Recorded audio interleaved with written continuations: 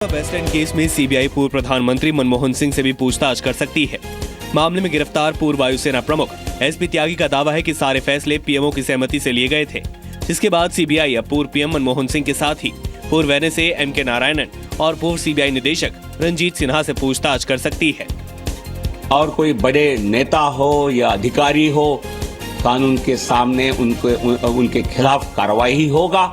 ये संकेत अभी देश में सब भ्रष्टाचारियों को और सब ऐसे एलिगेशंस फेस करने वाले लोगों के सामने है। सिंह जी की छवि, उनके कार्यालय की छवि पूरे देश के सामने है, तो स्वाभाविक रूप से न्यायालय में मामला विचाराधीन है और तथ्यों को सामने आने देना चाहिए।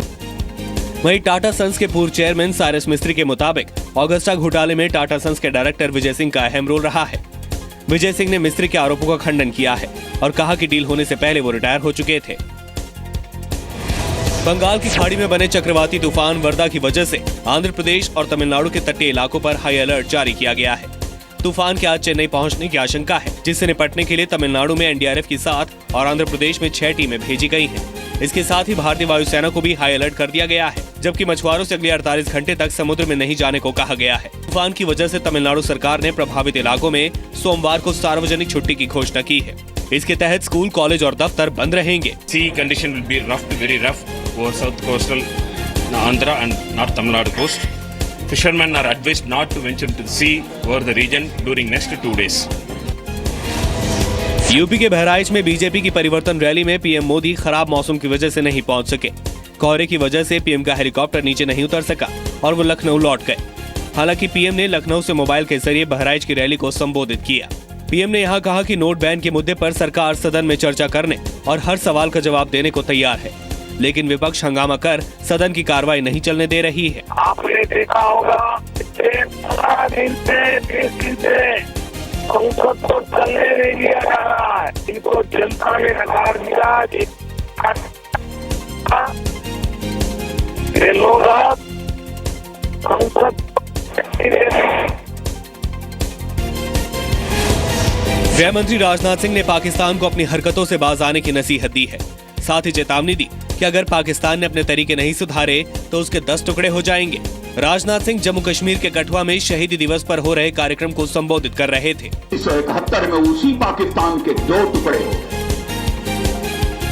और मैं समझता हूं पाकिस्तान अपनी हरकतों से बाज नहीं आया, तो अभी तो पाकिस्तान के 2 टुकड़े हुए हैं। शायद उस पाकिस्तान के 10 टुकड़े हो जाएं और पाकिस्तान के खंड। तमिलनाडु के मुख्यमंत्री ओ पनीरसेल्वम समेत पार्टी के सभी बड़े नेताओं ने शशिकला से अनुरोध किया कि वो जयललिता के दिखाए रास्ते पर पार्टी को लेकर चले। लोकसभा के डिप्टी स्पीकर और पार्टी के बड़े नेता एम थम्बीदुरई ने भी शशिकला का समर्थन किया है। इस बीच एआईएडीएमके ने दावा किया है कि जयललिता की मौत के बाद सदमे से अभी तक 470 लोगों की मौत हो चुकी है। पार्टी ने पीड़ित परिवारों को 3-3 लाख रुपए देने का फैसला किया है।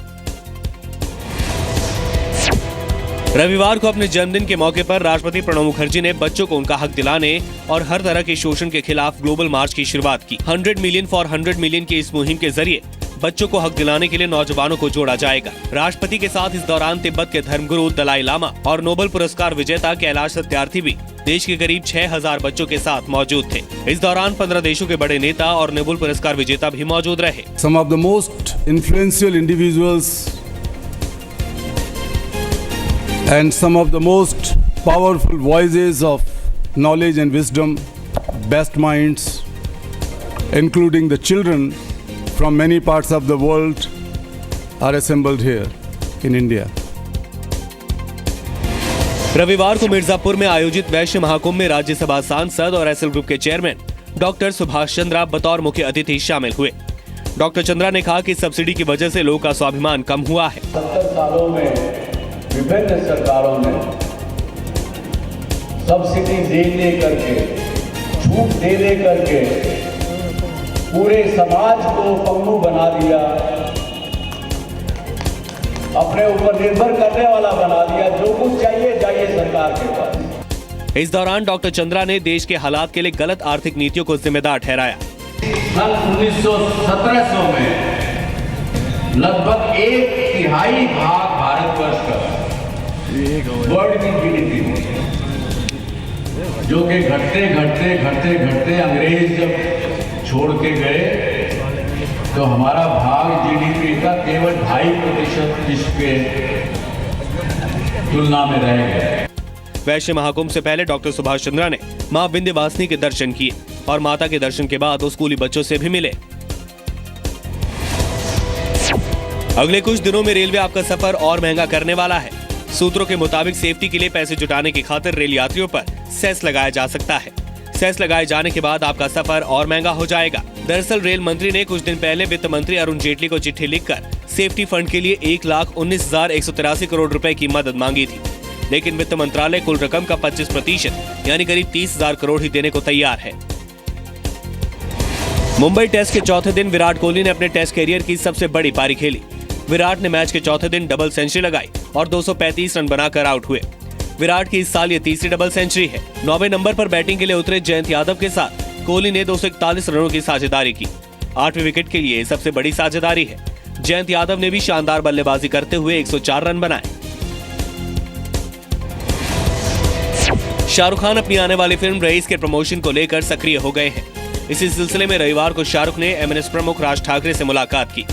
राज ठाकरे ने कहा कि जब तक भारत पाकिस्तान के रिश्ते नहीं सुधरते तब तक माहिरा खान भारत नहीं आ सकती। उरी हमले के बाद शिवसेना और एमएनएस ने पाकिस्तानी कलाकारों की फिल्म रिलीज नहीं होने देने का ऐलान किया था।